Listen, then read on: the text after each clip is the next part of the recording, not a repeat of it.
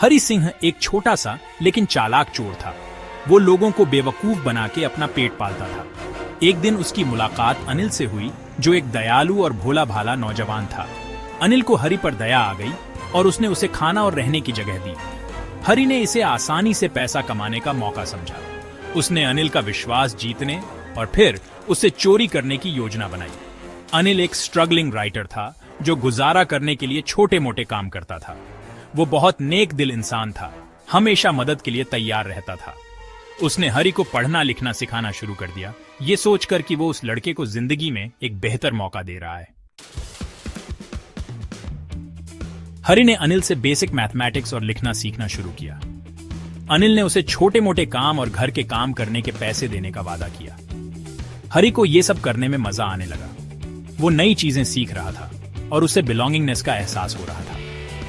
हरि जितना ज्यादा समय अनिल के साथ बिताता, उतना ही वो दुविधा में पड़ता जाता। अनिल की दयालुता उस जिंदगी से बिल्कुल अलग थी जिसका हरि आदी था।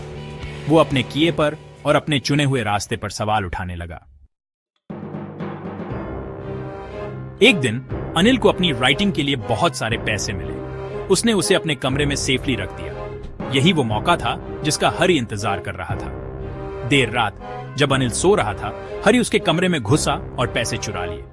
वो भाग गया, एक्साइटमेंट और गिल्ट के मिले जुले एहसास के साथ। उसे पैसे पाकर खुशी तो हुई, लेकिन अनिल के विश्वास को तोड़ने का विचार उसे अंदर ही अंदर खाए जा रहा था। उसे एहसास हुआ कि वो अनिल और उनके सादे जीवन से लगाव करने लगा था।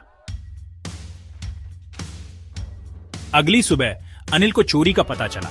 उसका दिल टूट गया, पैसों के जाने से नहीं बल्कि विश्वास टूटने से।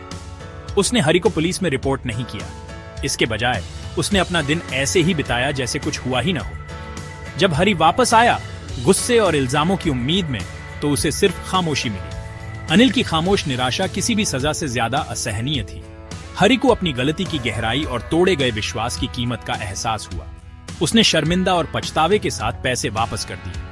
अनिल ने एक उदास मुस्कान के साथ उसे माफ कर दिया, इस विश्वास को मजबूत करते हुए कि दया और शिक्षा एक कठोर दिल को भी बदल सकती है।